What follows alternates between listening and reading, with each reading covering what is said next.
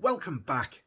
Today we're going to be looking at the debut album from Scatman John, Scatman's World, which was released 31 years ago, back in 1995. I'll be joined later on by Gina Waggott, friend of John's, and author of his biography, Scatman John, the remarkable story of the world's unlikeliest pop star. We'll be going through the entire album track by track with plenty of nuggets of interest along the way, so do stick around. Please don't forget to like, share and subscribe. Leave any questions or comments that you may have below, and Gina and I will answer them in a later video. This will be a two-part video. I'm sure that you haven't failed to notice the running time, so I've decided to base this decision on the most recent 30th anniversary release of the album. So this video will cover the tracks on side A, and the next video will cover the tracks on side B. So, a question for you all. How many copies of the same album can you have before it becomes a bit much? The answer is, it's a trick question. There's no limit when it comes to the Scatman's World album. So here's what I have in my personal collection. This is my original copy that I bought at my local record shop back in autumn of 1995. 13 tracks of audio joy featuring the iconic scat hat and mic on the cover, which would go on to become the icon of Scatland and Scatman John. On the reverse, a lovely photo of John along with the track listings and song lengths. When you open the CD case, you see that the CD contains the track listing, logo and iconic scat hat and mic again.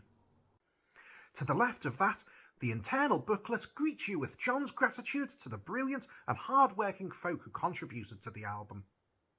Inside the booklet, we're treated to the story of Scatland, John's tale about the utopian world where the character of Scatman John is from. It's a lovely story, painting a picture of a perfect world and how the ideals of which exist within us to varying degrees. A good portion of this was used in the track Song of Scatland. The remaining pages of the booklet feature the lyrics to the tracks Scatman, Scatman's World and Song of Scatland, along with the musician and production credits.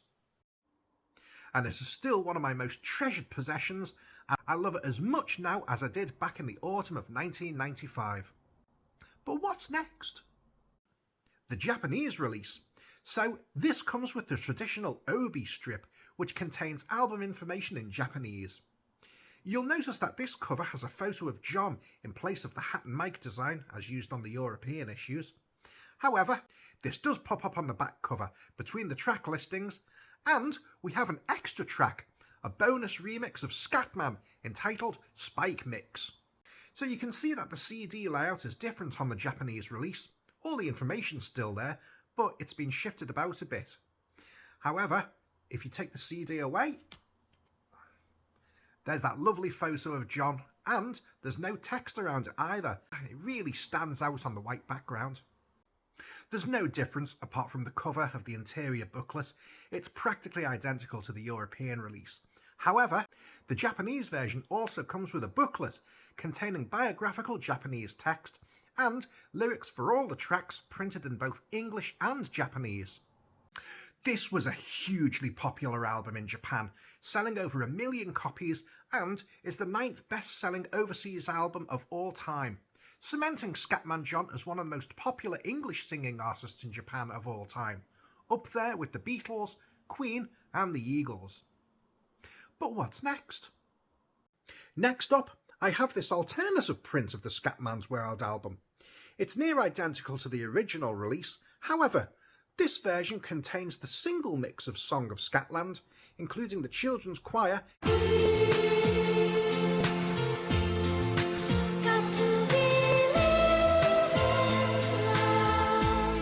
in place of the original album mix. You'll see on the front that I kept the sales stickers on here.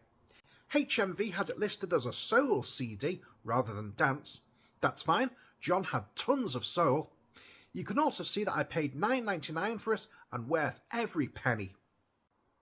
Interestingly, it also came with a BMG Interact card inside it. This was a free post survey card to send back to the company. On the reverse side, you can see that they're asking for your personal details, the album in which the card was found, If you want further information on a selection of artists, noticeably Scatman John isn't listed, and what types of music you like. Clearly I never got round to filling this in. Who knows, if I had have done, maybe the UK would have received more Scatman John releases going forward. I can only blame myself for that. But what's next? The fourth and final CD I have in my collection is a very special one indeed.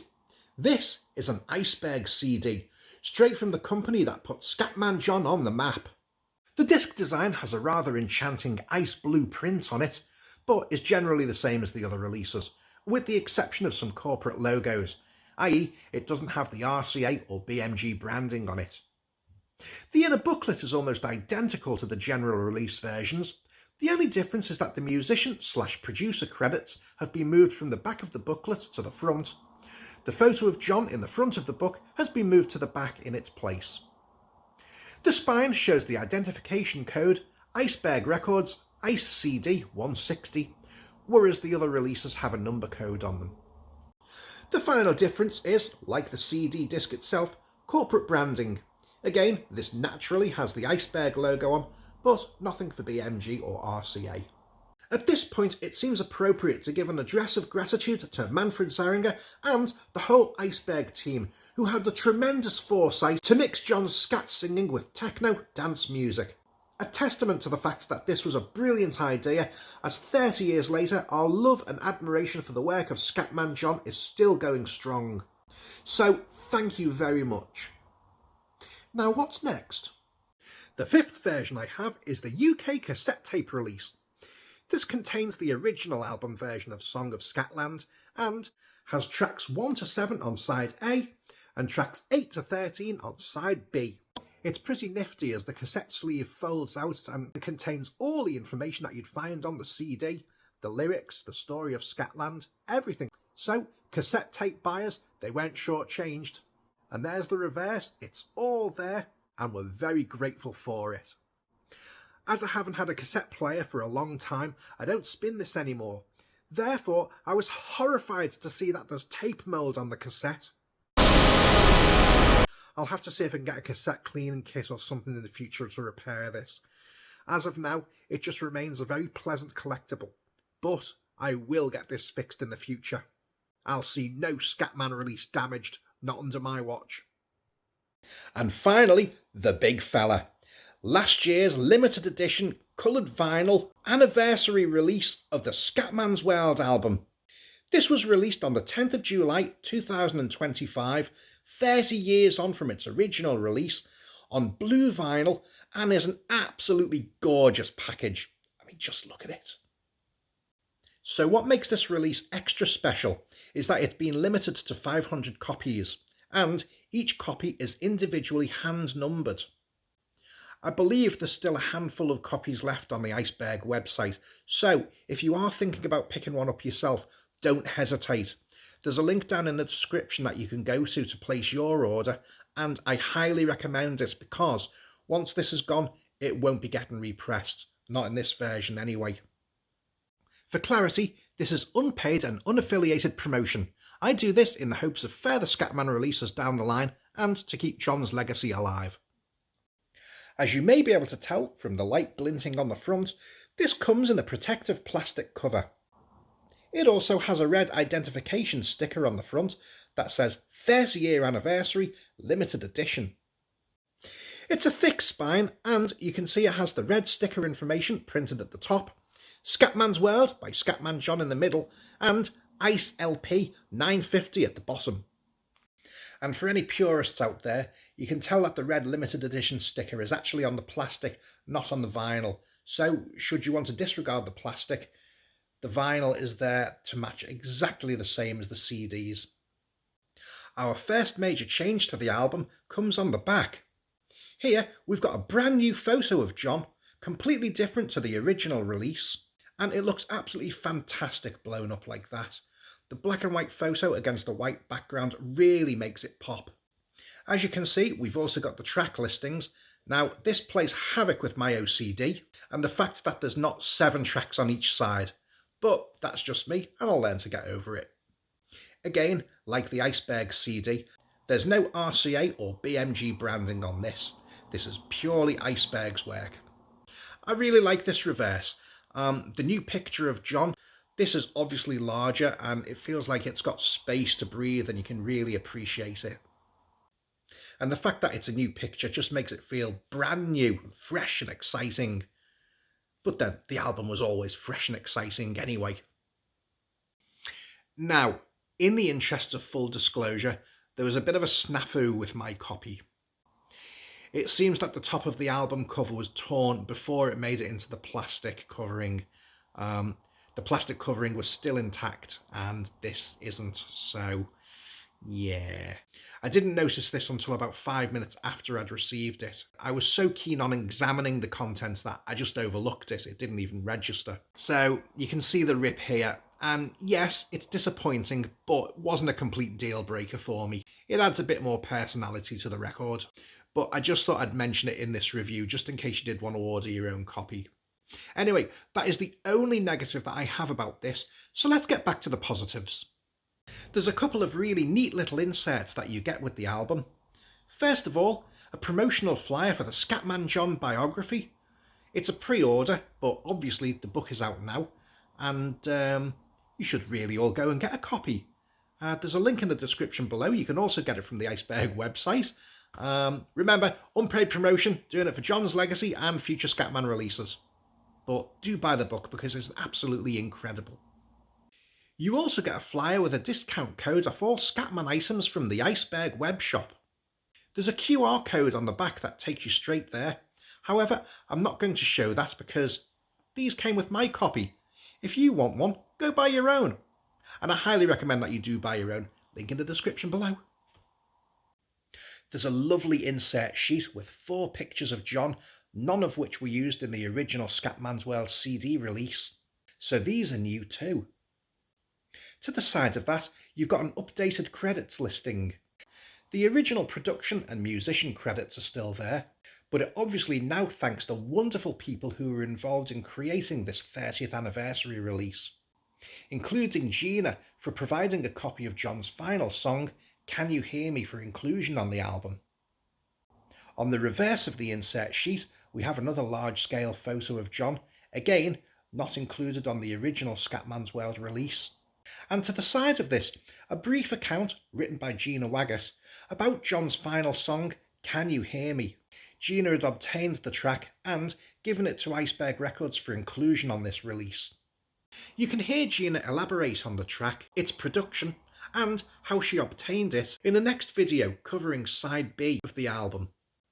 You really won't want to miss that because Gina is the only person who can tell this story, because she was there at the time and got it from John himself. So, if nothing else, I highly recommend you tune into the next video purely for that. But there's other great stuff in there as well anyway. So, returning to the album sleeve, it's actually a gatefold. So, that means it opens up to reveal a much larger inside. So, obviously this contains a photo of John, presumably taken from the same photo session that yielded to the cover of the Japanese version of the Scatman's World album, as well as the Song of Scatland single and the Only You EP. Again, it pops so nicely against the white background. It looks so good, so clear. This is incredible. We need more photos of John out there. There's something so great about these large-scale black and white photographs. They're so clear and detailed. The fact that they're new and unseen is particularly exciting, and it makes it feel like a brand new album. So the only things missing from the original CD booklet are the lyrics for Scatman, Scatman's World and Song of Scatland, and it's no real great loss. If you're that desperate to find them, they're out there on the internet, or you can go ahead and just pick up a CD copy of the Scatman's World album as well as this. Overall though, this is an absolutely incredible package, and I haven't even got to the vinyl yet. So the vinyl comes in a paper sleeve with a plastic insert, and the vinyl itself is an absolutely beautiful marbled blue edition. It's a pretty weighty record as well. It weighs in about 180 grams and you can actually feel it's got some weight behind it. There's a lot of care which has gone into this.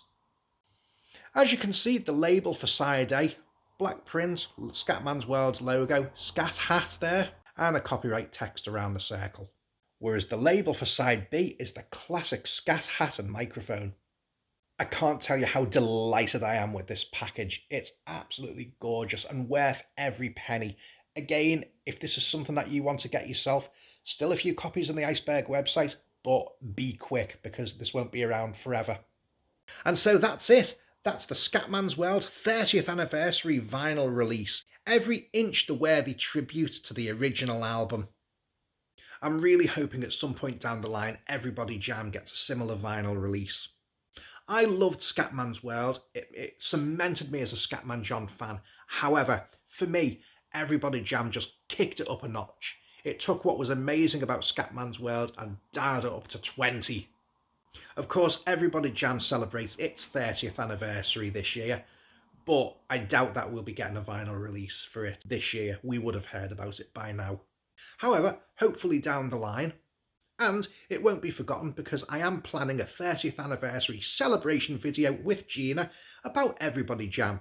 So stay tuned, that should be appearing around about October time to coincide with the original release of the album. And now I think it's high time that I brought Gina in. We had a fantastic conversation about Scatman's World, going through the album track by track, giving our opinion and unearthing interesting gems of information. As I mentioned, for this video, we're covering side A, which runs Welcome to Scatland to Time, Take Your Time. So, without further ado... So, Gina Waggott, Scatman John's official biographer, welcome back. Thank you for having me back. And today, as you may have guessed, we're going to be talking about this wonderful item. Yes. That's the 30th anniversary, though, special version. That's right. Iceberg put this out because 30 years ago last year, and I'm late to the party now, they put out this commemorative edition of the LP, and it's just as good as it was 30 years ago. Yeah, the sound quality is very, very good. They were going to add another track or two on, but then decided against it, I think, to maintain the quality. So I'm glad they did, actually, because it turned out really well. It really did. Now, I actually don't own a vinyl player, but I am very into collectibles and particularly Scatman items, so this was a total no-brainer. I ordered this as soon as it became available. And something that I've always wondered about, and I'm not doing this with any smugness, but... Number one. Number one. Even I didn't get number one. Now everyone knows where it is. They're going to come for you. They'll have to pry it from my cold, dead hands. Yeah, well, congratulations on having number one. Thank you, but in terms of what you've done with the book, then you really did deserve it yourself. Oh, don't worry, I'm just happy it's in good hands, for sure. And I say that without a hint of jealousy. No, it's all good. It's all good, I'm glad. It'll be kept safe and pristine forevermore. And if you want to own one of these yourselves, then you can pick it up from the Iceberg website, the link of which will be in the description below. It's in very limited quantities, so this is not something that you should sleep on. I recommend that you pause this video now and maybe go and order it yourself. You're so much better at selling stuff than I am. But John is right. There are very, very few copies left, I believe. Literally just a handful. So yeah, it will not be repressed in the limited edition form. So if you want it, that's it. Or don't pay the scalpers on Discogs and the like. It's still available direct from the record company. Do not pay the stupid elevated prices I have seen on the secondary market, please. No, all sales really should go to Iceberg because they're goodly enough to have put this out. And further sales will encourage them to put out Everybody Jam and maybe Take Your Time and possibly other Scatman releases should they be able to clear them. Yeah, we're looking at Everybody Jam, but no confirmation yet, but it's been thought about. And yeah, they're taking it very seriously because that one has done quite well. But it would be nice to sell out of it. Oh, absolutely. So, Gina, do you remember where you were when you first saw this album? Yeah, it was summer of 1995, and I just walked into a newsagent called, not just a newsagent, they sold other stuff like CDs, WH Smith's in the UK. And what is amazing to think is that I didn't know that there was an album out. I bought both singles. It was really hard to get new information on that unless it was on a TV program while you were watching it, or radio while you were listening to it. There was no way of getting information on new Scatman stuff. So I walk into this shop and I see that album cover, and I knew that it was a Scatman. I know it says Scatman's World, but the hat and the mic I just thought was brilliant. And then picked up the CD, turned it over, and saw there's a very nice smiling picture of John on the back of it, I remember. And I saw all the tracks and thought, oh my God, I have to get this right now. And I think I did buy it that day and took it to, I used to be bullied a lot at school, especially in the bus station. So I went to a corner of the bus station to unwrap this album. And I remember reading the liner notes that John had written and seeing the lyrics and everything, and especially his dedication. And because I'm a person who stutters, and he basically dedicated it to everybody who has problems, he called it, which includes stuttering. But it began like, my name is John Larkin, I am a person who stutters. And no one was doing that in the media back then. I was like, wow, that's like a declaration, and he was just owning it and being positive, and it was fantastic. So before I'd listened to a single song on the album, I was in love with this thing already, just from the liner notes, which I'm happy to say most of them made it to the vinyl. I think it's missing the lyrics, but you can just get them online now.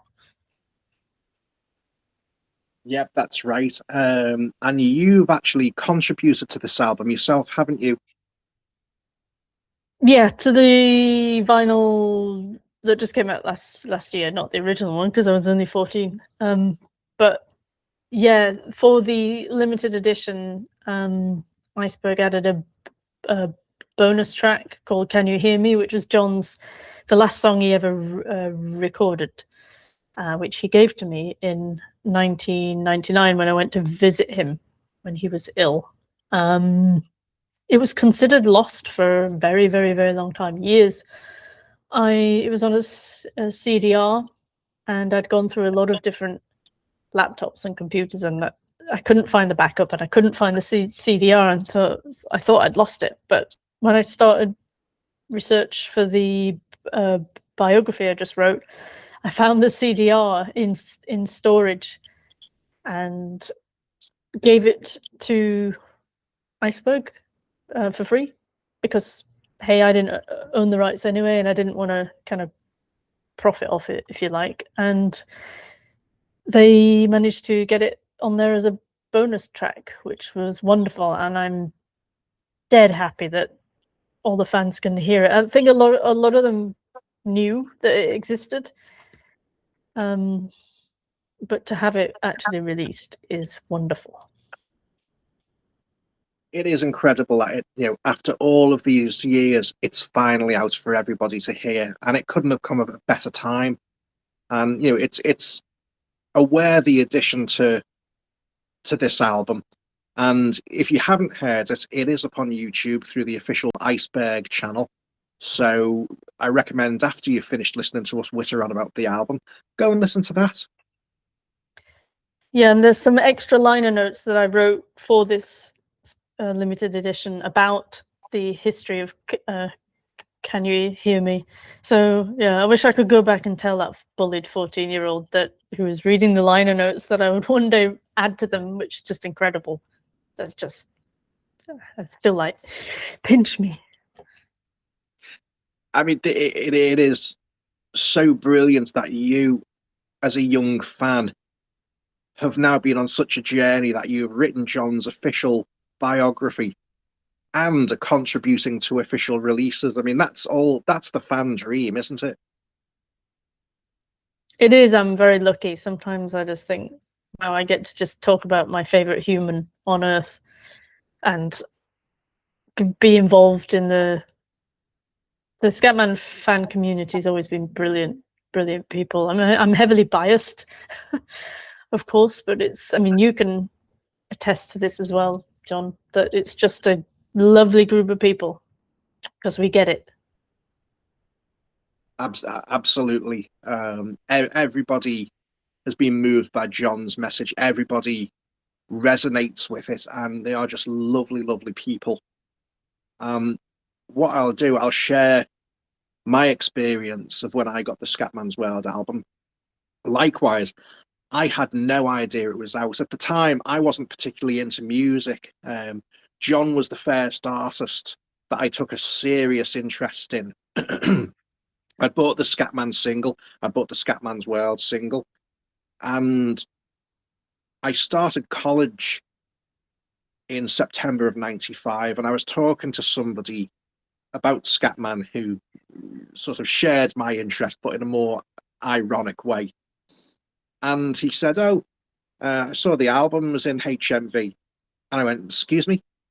He said, "Yeah, the Scatman's World album." I was like, "Oh, Scatman's World, you mean the single?" He said, "No, the album, it's got more than just the 2 songs on." I'm like, "Will you take me and you show me where it is?"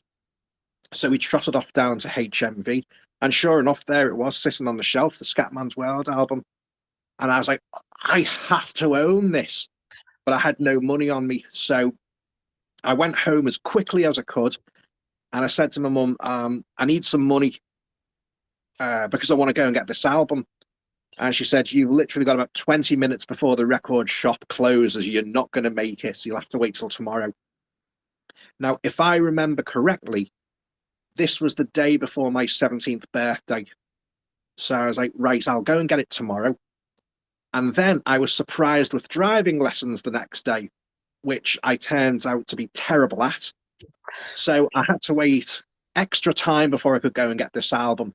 But once that was finished, I hoofed it right the way up to the record shop, and I was so eager to get this home and listen to it. And I remember buying it from a shop called Quirks, took it all the way home, put it on the hi-fi, put my headphones on, and I was absolutely blown away.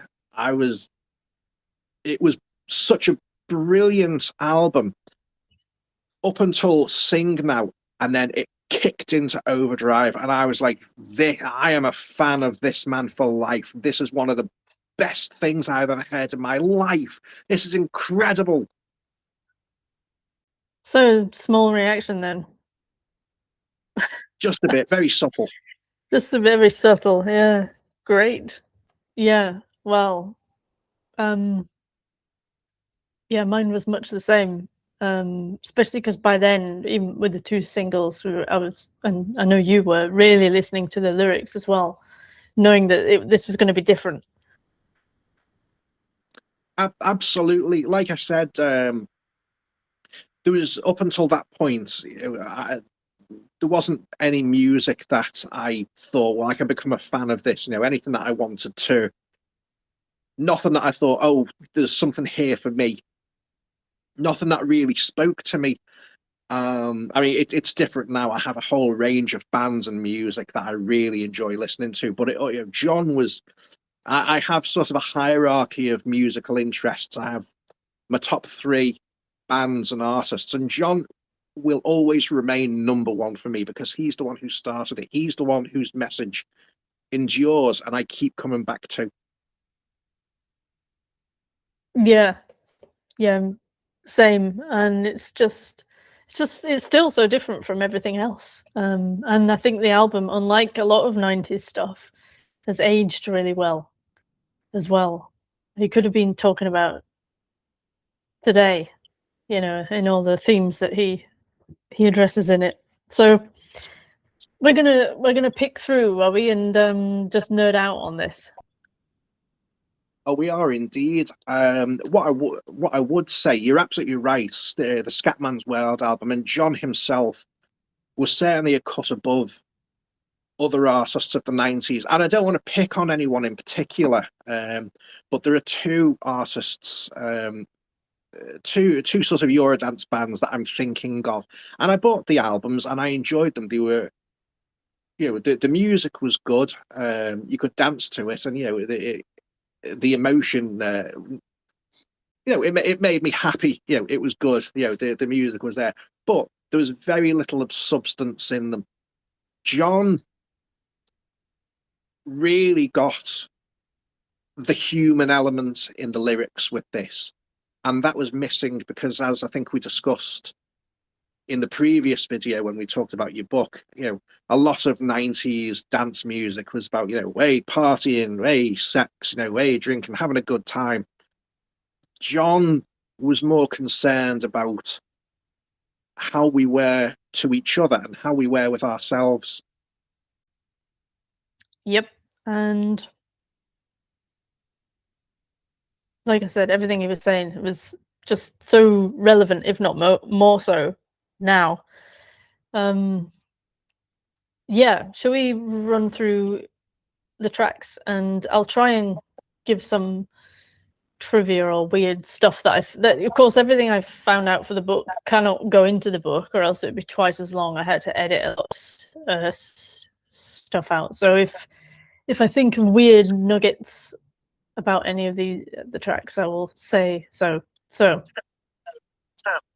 you can kick it off with Welcome to Scatland. Imagine a land of love, where people have time to care, where everybody's equal and we all tell the truth. Yeah, so Welcome to Scatland was a very short introduction, but it's beautifully done. I remember it didn't occur to me at the time, not until much later on into the album, but I thought, oh, hang on, this is strikingly similar to Song of Scatland. In fact, is this just a truncated version of that? And it's not. There are differences to it, but it sounds very similar. But it's a lovely opening. It welcomes you into this utopian world that John has created, and it's a lovely opening to what is now known as a concept album. And yeah, I enjoy it, but there's not much we can really say about it. It's very well produced, full of hope, lovely bird song in the background, and just a really nice opening track. Yeah, the only thing I can think of to tell you about that one is that John recorded another sort of welcome for the second album, which for a very long time was going to be called Journey of Fantasy, and ended up then it was going to be called We've Got to Learn to Live Together, until quite near to release. And so he recorded a spoken intro, much like Welcome to Scatland, for that second album, which became Everybody Jam. And it's a minute long, I think. Same thing. It's an introduction to the album. I should ask, if we can put that out on like Instagram or Facebook or whatever, because I think people should hear it. It's not going to be released as a song, because it's just a spoken intro. So you've reminded me that exists, and that should be put out, because it's a lovely little piece that got missed off. And of course the album changed its name, so it became irrelevant. John saying we've got to learn to live together. So yeah, watch this space. Remind me. Can you tell people what it sounds like? I mean, how similar to Welcome to Scatland is it? Quite similar. It's John noodling around slowly on a keyboard. So it's slow, and he's just saying, I think one of the phrases is, "Oh, I hope you like the new album." It was a message to the listener again. And yeah, so it's a slow John on keyboard, spoken word thing, maybe less than a minute. Well, if Everybody Jam does get the special edition LP released, so hopefully, there might be a home for it at the beginning, because obviously there is a song called "We Got to Learn to Live Together," so there's a link there. Yeah, don't see why not, since it's very short. So we'll see. Yeah, fingers crossed for that. But that's not really about Welcome to Scatland. It's just another thing that he tried to do a second time, which most people wouldn't necessarily know. No, but it's fascinating that now we do, and hopefully one day it'll be made public, because it'd be lovely to hear. Yeah, leave that with me. I will ask. And people, if you're writing in the comments, can you please bug me until I see if that's possible? It may not be possible, but we'll see. Excellent. So 14-year-old you has just put this album on, and you've heard Welcome to Scatland. Do you remember how you felt when you heard it? Yeah, just like, this is going to be good. This is for me. And for everybody like me who is, bullied or feeling terrible as a teenager. And because the story of Scatland was in the liner notes as well, it just sets the whole stage really for this. This is going to be not just listening to an album, but you're going to have a little adventure into self-esteem, which you've probably not had. So that's, yeah, I was just bowled over by the whole thing.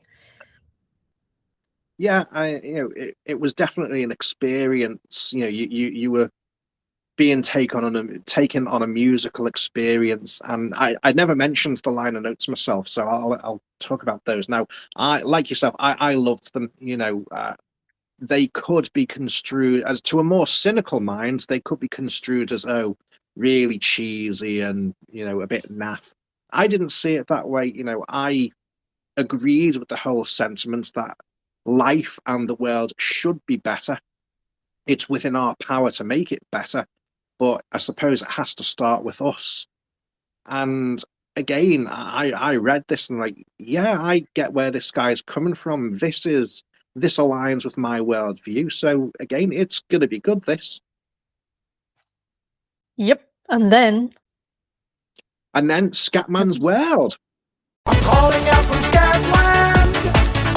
I'm calling out from Scatman's world. If you want to break free, you better listen to me. You've got to learn how to see in your fantasy. Scatman's World, which was the second single in the UK and Japan from this album, and was absolutely brilliant. I remember when this came out, we'd already had Scatman. I was already a big fan of that song. I'd been out somewhere, and I came home, and my sister said, "Oh, there's a new Scatman song on the box." Now, the box, for anybody wondering, was a music video channel where you could phone up and request videos. So as soon as I found this out, I planted myself in front of the TV, and I did not move until I saw it. And the good thing was Scatman was in very high rotation, so I didn't have to wait long. And I was absolutely blown away. I was like, this is brilliant. This, I'm day one when this CD gets released, I'm going out to buy the single. Gina, similar reaction? Yeah, I heard it on the radio first, because it entered the chart at quite high up in the UK. And I remember I was waiting for the charts, and I used to record them onto a cassette every week. And as soon as I heard the sting, I was like, yes, a new Scatman song. And then I saw the music video as well, which was just brilliant. Another one that's aged incredibly well.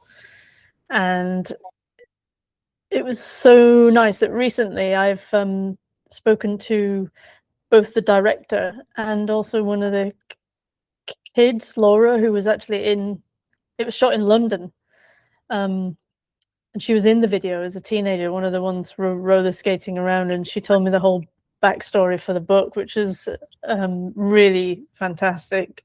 And apparently John was a really kind to the kids in that music video and just really wasn't standoffish or like a pop star. He was talking to them all the time. He invited Laura and her friend to come and watch stuff being made that they weren't part of just because they were interested, and because I hope she doesn't mind me saying this.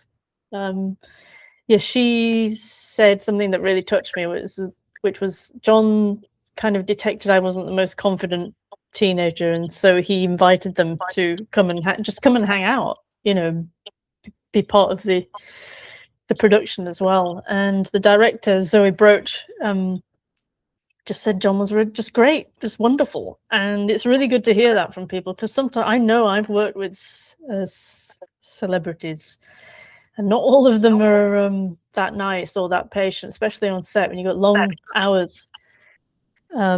So it's great to hear that John was, you know, himself, his good self, his nice self, his normal self during the recording of that video. But I just love the song, and again, the lyrics, fantastic. I mean, both you and I can attest as fans that John had a lot of patience and a lot of warmth and a lot of kindness towards his fans. So that's completely unsurprising.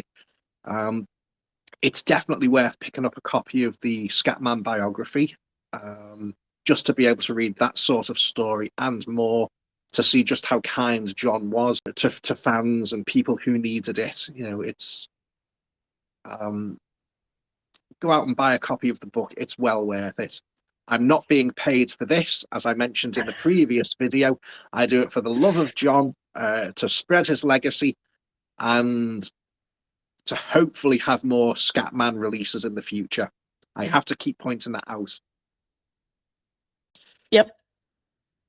An interesting fact as well, though, is that when the Scatman's World video came out, you have the sped up footage of life, really crazy, really busy, really active, you know, cars flying down highways, you know, the shot of like the Native American doing the dance, nature and things like that.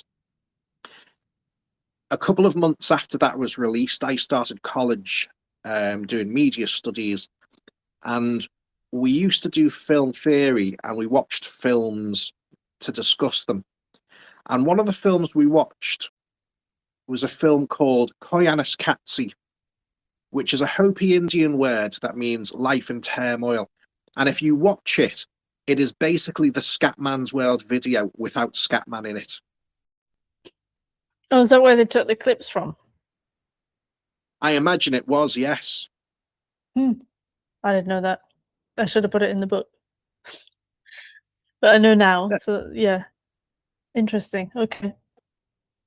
But no, I absolutely loved the music video. It was nice to see John in full colour.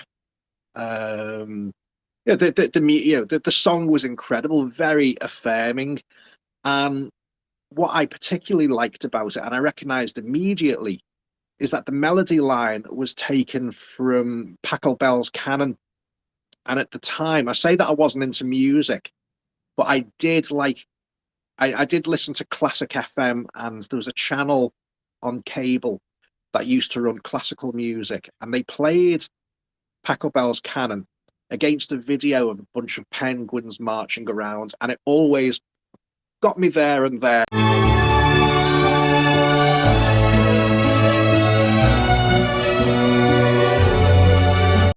And I'm like, wow, this song is so awesome. It's used my favourite classical piece of music. So again, you know, another reason to hook me in. I remember talking about that with Ingo Kais. He said it was originally, the bass line was taken from Go West, actually, but it was Go West that had taken it from Pachelbel's Canon, so it had come through that direction. But yeah, it's a great use of it because it sounds like an anthem. It is an anthem. It's the anthem of Scatman's World. And yeah, I just love first of all, the lyrics, which John got the Scatman, Fat Man, Black and White and Brown Man from this. He was having a conversation with Billy Paul about racism, and Paul said, "Soul ain't got no color, man," and John took that and put it in the lyrics. So that's one of them that I know about. But the other stuff, I remember he said in an interview, like, "Oh, this is where I'm at right now with this is where my head is at," and so yeah, it really was Scatman's world. Indeed. Actually, I'm not sure you put this in the book, but did you say, I'm sure we've had a conversation about this in the past, Scatman's World wasn't the original title for it, was it? No, it was called You're Enough. That was what John was working on. I think it was called You're Enough. I'd have to double check. But that was the earliest, the earliest title, which is very John. But of course, that was before the song had been even created. So that was the theme he wanted to address for the second single. So yeah. Right. I wish he had done a song called You're Enough, but he said it in other lyrics, so that'll have to be good enough. I think, the message "You're Enough" runs through many of his songs, so I don't suppose it really needs a physical title because the message is there baked into a lot of the tracks anyway. Yeah, I guess so. And it's what Judy said to him early on, just before he became Scatman. So it worked for him, being told that by somebody else. And so he wanted to pass it on, I guess. And obviously, Scatman's World, it made it into the top 10. In fact, it peaked at number 10 in the UK singles charts. And I remember more recently, because whenever I do karaoke, I always sing Scatman. And the last time I did it, I asked the chap, "Oh, have you got Scatman's World as well?" And he says, "Nah, it wasn't that popular, that one." I'm like, it reached number 10. That's pretty popular. Well, it's probably like just as popular now because of the internet, like all these memes and just part of internet culture. I think even more than the first single. So more fool karaoke man. Yeah, the audience were deprived that night. Is there anything else that you'd like to say about the Scatman's World track before we move on? I don't think so. No. What's next?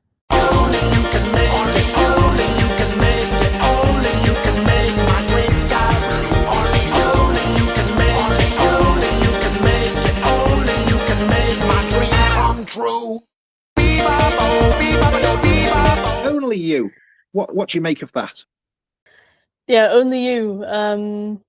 Interesting one. John's love song for Judy, which he didn't like codependent themes in love songs in pop music, he said. So he'd set out to write one that was not saying that. So, but it begins with, what is it? Love is not possession, but it can't be possessed, which is also from The Prophet by Gibran. So he was, if I pronounce that correctly. So he was again pulling in themes from other bigger things and then putting it into a song. And of course, it's got an absolutely banging piano line going through that. And I know that his stepson Lee and his wife Christina played it at their wedding, which is great to hear. And of course, Judy was there as well for that. So yeah, it's nice that they played it as well. That's a nice little bit of trivia for you. Yeah, that's lovely story to hear. I'm just trying to think. I like it. It's not one of my favorite tracks off the album, but I by no means do I dislike it. It's it's a great track. It bounces along really nicely, and I absolutely adore the scat singing in it, which goes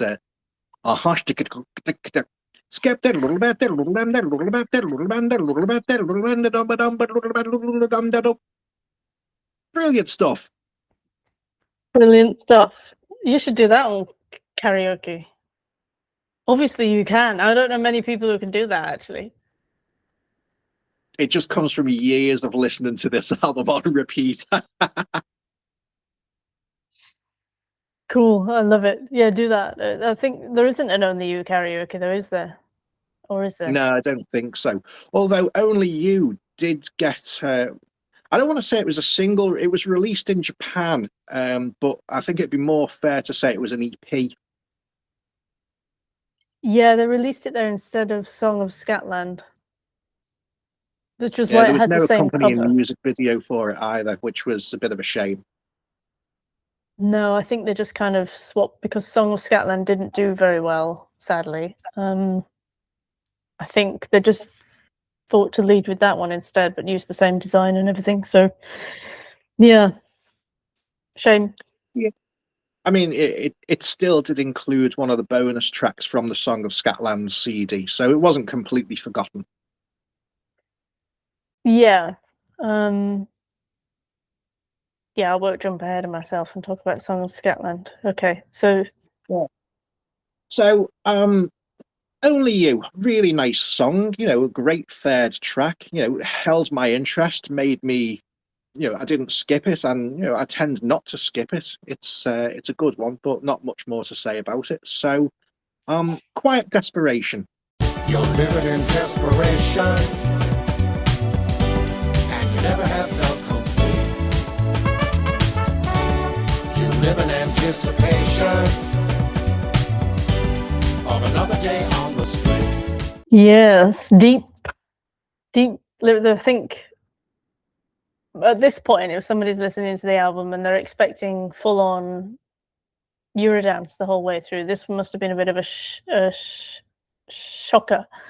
It certainly surprised me, the depth of it and the melancholy tone. The theme, in fact, the whole story is true. It was based on a homeless woman who used to sit by the freeway off-ramp near John's house in California, and you would see her every day. And he didn't approach her because he felt that she wouldn't like to be approached. So he just watched her and observed her and then wrote this song about her. And the title, The Quiet Desperation, is taken from Walden. So it's the whole theme of the song is very similar to Walden's work in that it's like society doesn't have all the answers and you have to look to the outsiders who are probably better observers than you, that kind of thing. So really deep stuff actually hidden in a 90s Eurodance album.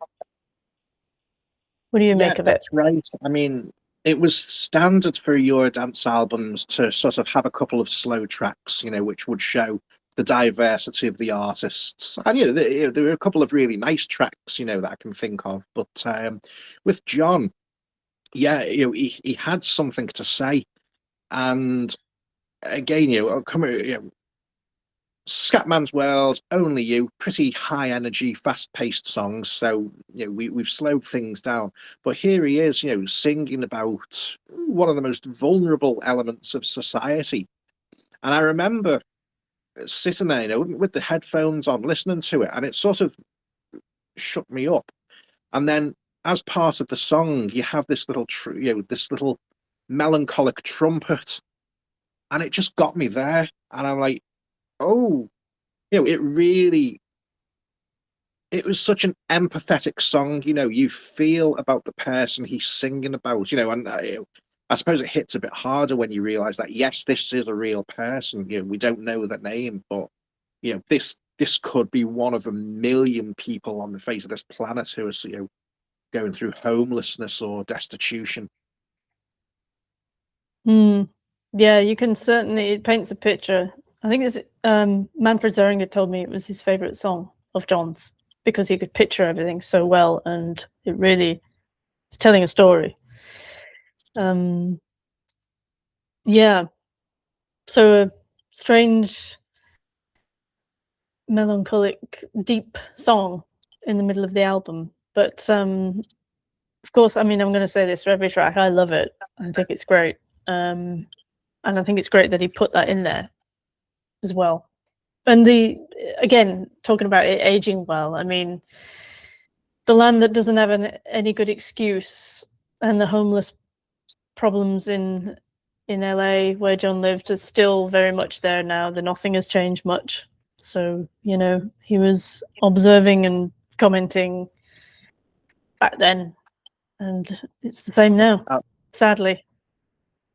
Indeed. I mean, there's Scandinavian countries that have pretty much eliminated homelessness and tackled these sort of issues. And yet, obviously, the UK, the US, and a dozen, multitude of other countries, it's a political choice. The help could be available, but it's not. So, I mean, it's a very, I'd use the word progressive for the Scatman's World album. John was pretty ahead of his time, or he just basically saw the universal problems and hoped that they'd get better in the future, but tragically, they don't seem to have done. What was interesting about it is that he wasn't saying, hey, help the homeless. He was saying, here's this person's perspective, which I thought was interesting. And Don, I remember in some notes he wrote, he said that he knew that could have easily been him during his druggy years. He was couch surfing from time to time. He was technically homeless sometimes. So I'm sure he was like very aware that he was a hair's breadth from being on the street. Yeah, I mean, he obviously said John wasn't religious, but he was spiritual. But I think the phrase "there for the grace of God go I," was probably on his mind. Yeah, that's what he said. Yeah. But the track itself, absolutely beautiful. It's empathetic, it's melancholic. But there is a humanity to it. John's not judging this person. He's singing about their plight, and it's another human who's going through tough times, and he makes you empathize with them. You're thinking it's so sad that someone has to live like this. We want better for them. Yep. Absolutely. So, I mean, Quiet Desperation is a song that more than earns its place on any best of Scatman release that happens to be put out. It's an absolutely cracking song, one of the best, a true highlight. But let's move on to the one that kicked it all off, Scatman. I'm a Scatman.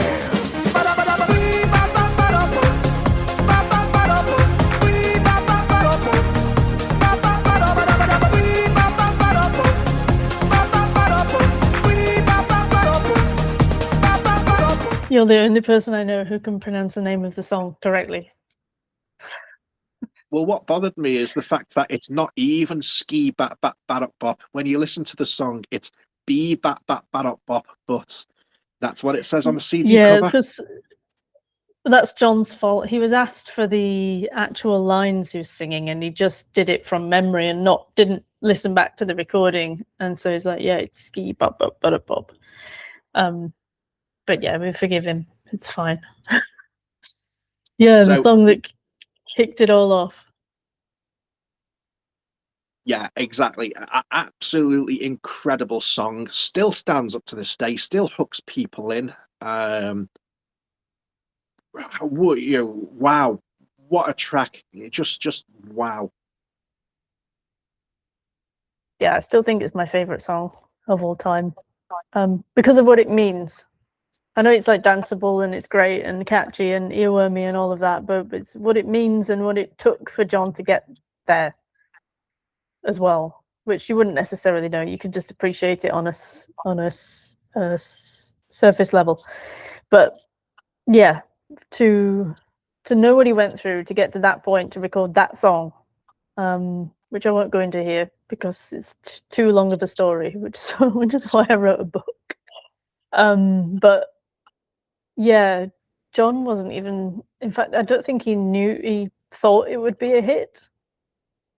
And when it was, he just decided, right, I'm going to try and reach as many children as possible and tell them that everything's okay, and you can, if I can do it, you can do it. And you know, what's better than that in pop music, to do that in the mid-90s? Definitely. I mean, cynical people might just go, oh, it's a message song. You know, we've heard this sort of, you know, can do, you sort of message over and over again. But John was incredibly sincere, and that shines through, and that's why we love him. One of the very interesting things that came out of your book, and yet another reason why you should go off and buy it, not paid, by the way, is the fact that the part The of the comments song are going that to be goes, like, we know you're not paid, John. I just have to emphasize that. Yeah, he is emphasized he's not being paid. Okay. So back to the song. Again, what came out of your book is that the actual part of the song that goes beep ba ba ba da boop, John never actually sang that while it was being recorded, did he? No, that was constructed from lots of little pieces of recording him scat singing, which he did for about 6 hours in Ingo and Tony's studio. So yeah, interesting that they did that with a sampler, basically. But the opening scat, the beginning of the song, is as sung, not altered. That was just John just letting it all out. I think at this point, yeah, it's incredibly remiss of me, because I don't think I've given a shout out to Tony Catania or Ingo Kays either, because without them, there would be no Scatman, and they did an absolutely phenomenal job on this track and every other. You know, I mean, I can't emphasize just how much I appreciate what they've created. You know, it's well, I can. This is because it's 31 years later, and I'm still talking about it like this. Yeah, the production. I mean, both guys they've been wonderful to talk to about this, and they were so enthusiastic and helpful, and had really clear memories of recording all this, and so I was able to pick their brains. Yeah, it's the production values were really high, and I think that also shows as well, even when you play it today. It's a very well produced album, and yeah, they did a great job. And John he called them the architects of Scatman. He credited them with making him a star and making him everything he was by taking his kind of rough ideas and musical input and turning it into something commercial, which he would never have done on his own, because he just wasn't into commercial pop music, you know. So yeah, they're to be commended. And the Iceberg team and Manfred as well, I know, had a huge input into the first single. Certainly was in the studio all the time with them, telling them to change things, put things in, take it out. Same with the rest of the BMG team, who I've also spoken to, like Axel Alexander and Janine Ramond. Everybody, it was like a team effort. That's what people forget about these. You know, when someone has a hit song, it's not just the artist, it's the team around them as well that help make it a success. Absolutely. And one of the really nice things that you put in your book is that when the song Scatman became a hit, John ensured that everybody got their credit, you know, everybody who contributed in any way towards it. And again, it spoke to his character that he did that. Yeah, I think he covered it all in the in his thank yous as well, in the liner notes. So yeah, that's good. So yeah, I mean, I do this song at karaoke every single time I get a chance to, because I'm positively evangelical about keeping John's legacy going and reminding people just how amazing this song was. But what's funny, and it's even more funny to me, that a man with a severe stutter could sing those lyrics, because I have terrible trouble with the lyric, why should we be pleasing any politician heathens with the tragedy they could? You see, I can't even do it now. It's a really difficult line to sing, and yet him with a stutter manages it perfectly. Why should we be pleasing all the politician heathens who would try? Blah, blah, blah. No, can't do it. I tried. Maybe we should start a Scatman challenge. I nearly got it though. I have said it. It's when you're saying something because it's rhythmic. A lot of people, not all, but a lot of people who stutter won't stutter on that because it's using a different part of the brain.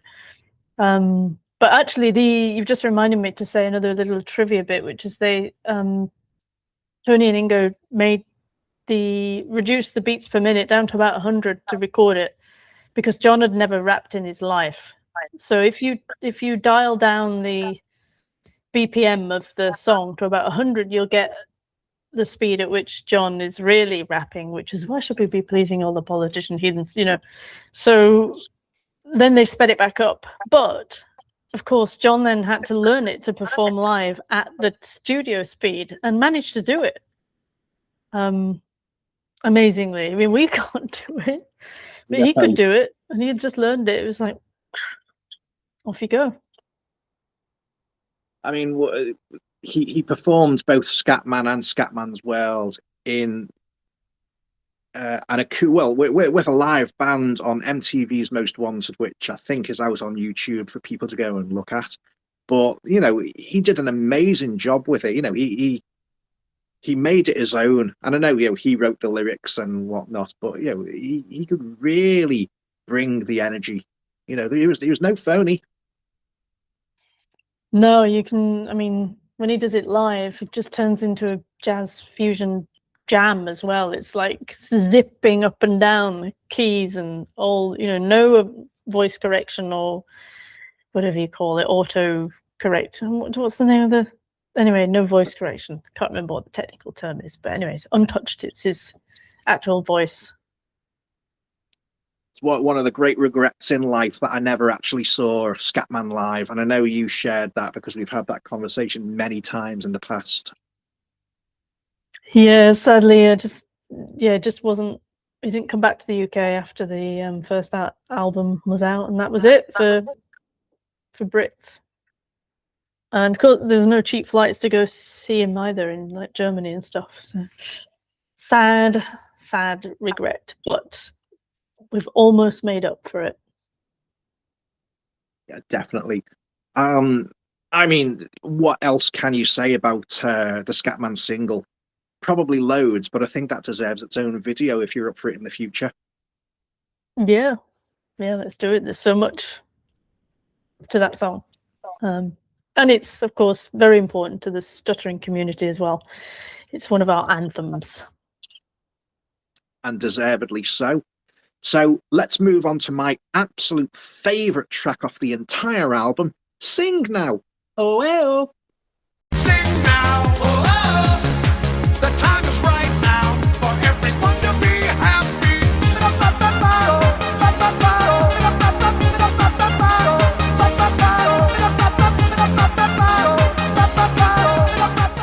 Every time I listen to this song, because you and I used to sort of fantasize about, we need a music video for this one, and it was always picturing John on a roller coaster with a bunch of kids singing it. That's how, and I can't see it any other way now. But sadly, it was never made. But yeah, it's just a banger. That it is, and it really is no exaggeration to say that it is one of my favourite songs produced by any artist that I've listened to. This is a song that is rooted so deep into my soul that it's just so incredibly affirming, and when every time I listen to it, I'm on that high. It's like it is that good. And we've got a live version that came out. Well, it was discovered recently because he did it at Sounds of Frankfurt, and it's really. I've heard a recording of him doing it live as well, and it's just fantastic.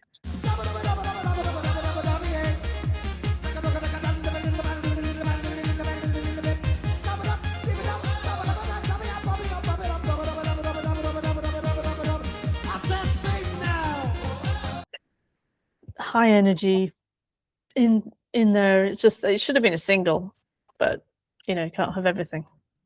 No, I really, really wish that had been the third single, because apart from anything else, I would love to have heard remixes and extended versions of that, because it's a brilliant 3 minutes, but I need more. I put it on repeat. You know, it is one of those songs that I do. I put it on repeat once it finishes, back to the beginning, because I'm not ready to end that high yet. Yeah, I know it's your favorite. Is it your favorite off the album? Oh, 100%, yeah. Okay, fair. It was singing. This is the point. I mean, I was completely on board and won over by every track up till that point. But then this came along, and it was like being hit by a train. Like I said, it's like I've never heard anything that's made me feel this good, this life affirming. Just this. It's amazing. It's brilliant. It's just the tune, the melody, the lyrics. It's like, yes, this is brilliant. This is incredible. You know, this. I know, on the strength of this song, I will be a fan of this man forever. Everyone's going to stop this video and go listen to it right now, which you should. Definitely. Yes, as you said, you know, there is. I always said, you know, in a dream set list of Scatman songs, Sing Now was up there. I would love to have heard him sing it live. And as you said, there is footage of the Song of Frankfurt set list on YouTube where he does sing this, and it's like, oh, this is brilliant. You know, I'm so pleased, because Scatman and Scatman's World were incredible songs, but I always wanted to hear him do more than just those, because you know, every song was worthy. Yeah, another little nugget of discovery from the book, and you know this, so you don't have to act surprised. But I found an amateur recording of one of his Japanese concerts, where it's very bad quality, but the sound is pretty good, and that's where the live version of Sing Now that we've heard comes from, and it's an extended version as well. And I just love, he turns the mic to the crowd a lot, like to do the whoa bit, and just loves it. And everybody's super, super high energy. It's great. And that's another thing that I hope sees the light of day one day. Working on it. Well, you know, I'm sure I speak for everybody when I say I'm really glad to hear that, and we really, really do want to hear that, because yeah, it will be fascinating to hear how these songs are performed live, because it was a live band, and you think, well, how could you possibly replicate this sort of dance music, you know, with a live band? But as we've seen on the Scatman and Scatman's World performances on MTV Most Wanted, absolutely brilliantly as how. Yeah, I know. I wish there was a live album. Chance would be a fine thing, but you know, I don't think the quality is good enough. But you never know. Do amazing things to make the quality better. So who knows? But it's on the list. So in terms of, if you had to rank songs on this album, where does Sing Now stand for you? Ooh, I think top half. I think it's definitely number one for me. Fair enough. I know you love it, and yeah, we'll have to make our own music video. Yeah, that would be brilliant. I don't think there's much more I can say about Sing Now that I haven't said already. You know, it's definitely my favourite song. Do leave comments in the comment section below. Let us know what your rankings would be, how much you appreciate Sing Now, or you know, what your favourite track off the album is and why. But yeah, I think at this point, I'd love to know, actually. Yeah, I definitely. You know, it's it'd be nice to know that people are still enthusiastic about this album, well, as enthusiastic about this album as we are, because I'm sure if you've made it this far into the video, then you must be. So why not spend that little extra energy and just comment and give a like and subscribe? So moving on then, Popstar. Someone's got to be the hero. Someone's got to do the job. Someone's got to be the clown who's creating the sound and make the world go round. What does Popstar mean to you? Yeah.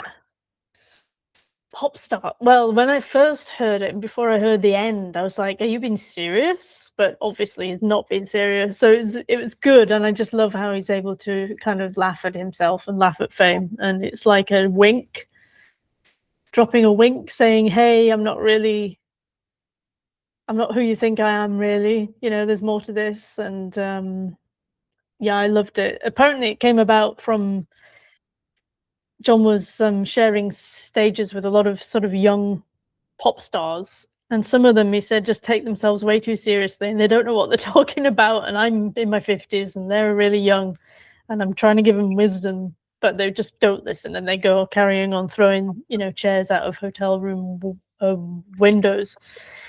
So he wasn't impressed by that, and he was like, this isn't going to last forever. And they thought it would, but he was like, no, you got to understand, the star always falls. But they didn't listen to him, so he made this song to kind of have a poke at them, which I think is really funny. So yeah, that's Popstar. Fame, it's a fickle mistress, I believe.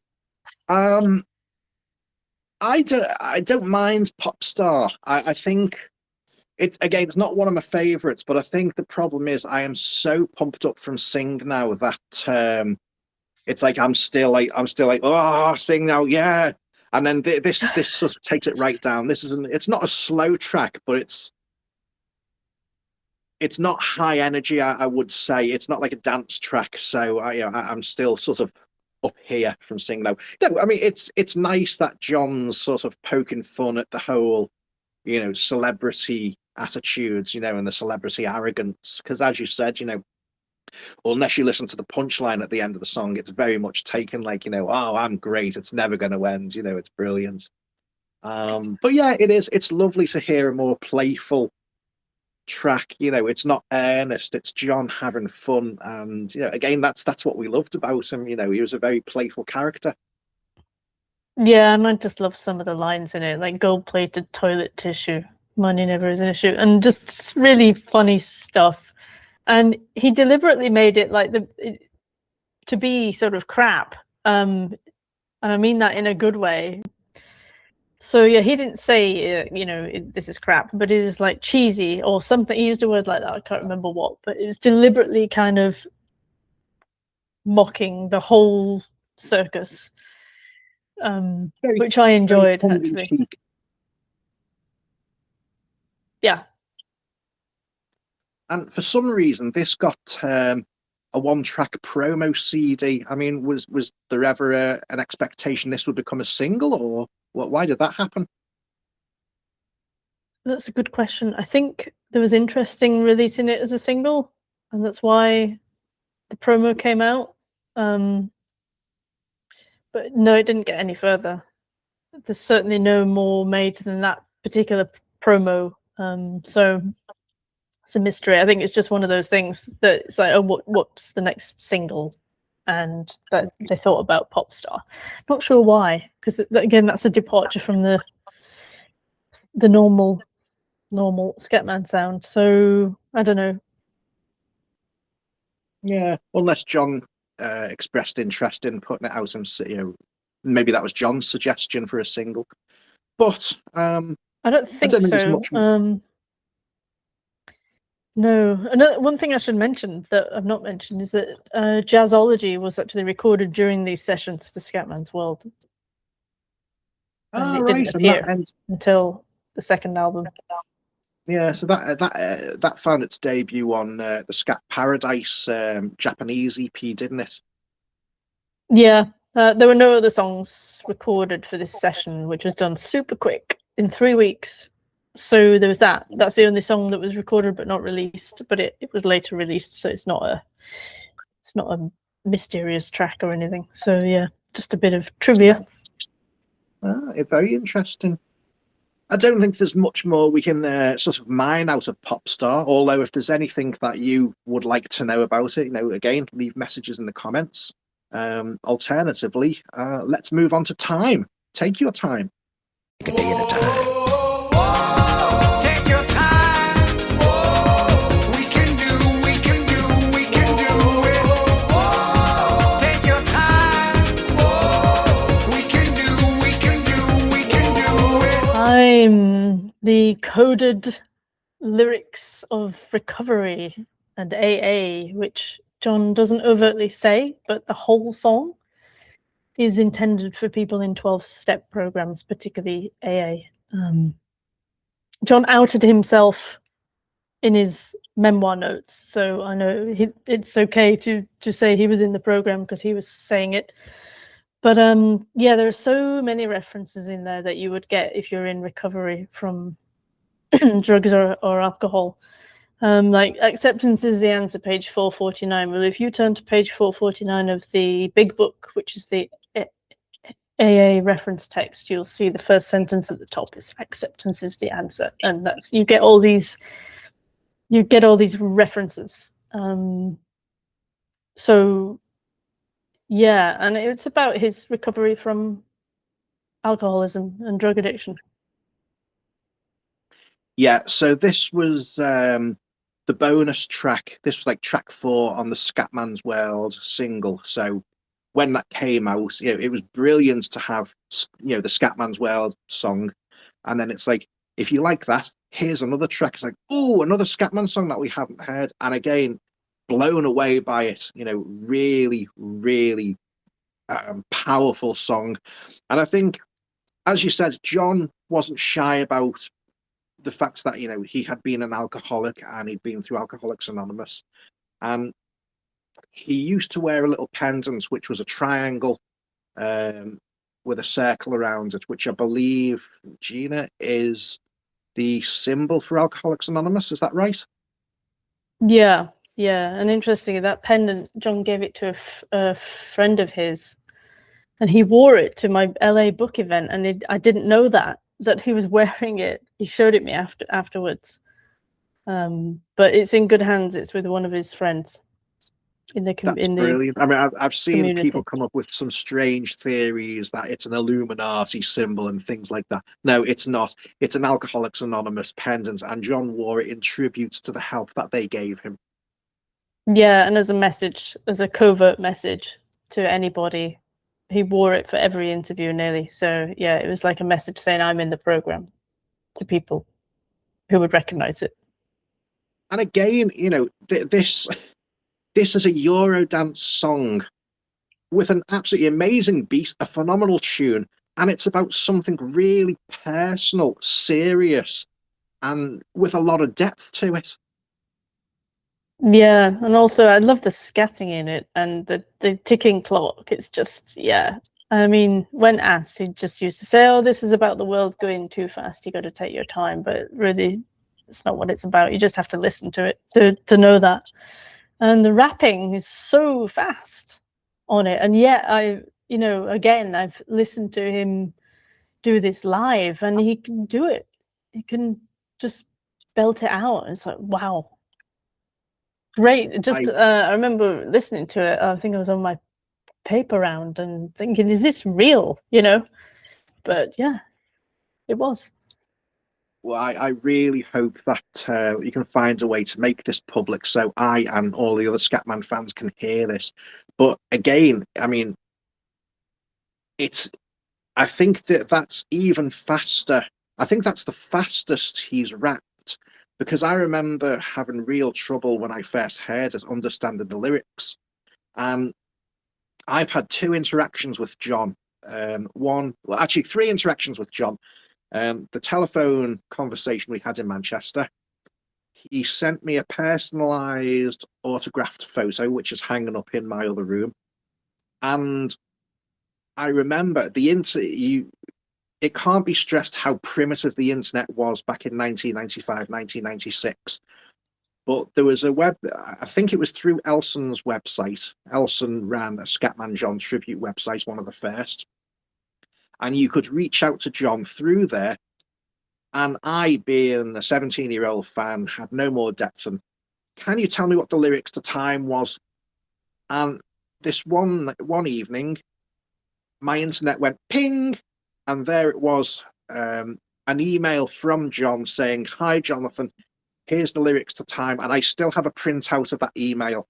And I went, bloody hell, he's messaged me back. I didn't know he did that. I'd totally forgotten. He sent you the lyrics to Time. Oh, it's brilliant. He did. And I always thought, well, is this from him or is this from a representative? But having read your book, knowing what John was like, I would fully appreciate that he's probably sent that himself. Absolutely, yeah. Wow. Okay. Fantastic. Yeah. So, yeah, Time, an incredible song with a lot of depth. If you go back and listen to it with the mindset that this is a man opening his soul about being in recovery through Alcoholics Anonymous, you'll shake off that two-hit wonder label and recognize that this is a man with plenty to say. Yep, and wasn't afraid about talking about the, difficult aspects of his life as well, putting them into, it's like autobiographical lyrics. So yeah, respect for that too. And that concludes this video for side A. If you watch this entire thing, thank you very much. You're as big a fan of Scatman as Gina and myself. Have a little bit of a break, then watch the next video that covers side B. Don't forget, there's links in the description below where you can pick up the Scatman John biography and the limited edition vinyl and other goodies from the Iceberg website. Also, UK Scatman fans, don't forget that on the 25th of June this month, Gina will be in conversation with Krupa Paddy in Waterstones, London, talking about the Scatman John biography. There'll be a Q&A and a chance to mingle and meet Gina and myself, as I'll be there, on the night, along with special guests including John's manager, Manfred Zaringer, and Ingo Kays, one of the architects of Scatman, responsible for Scatman's World and Everybody Jam. If you can make it, then please do, because it will be a wonderful evening. Right, that's it for this video. I'll see you in the next one for side B. Bye bye.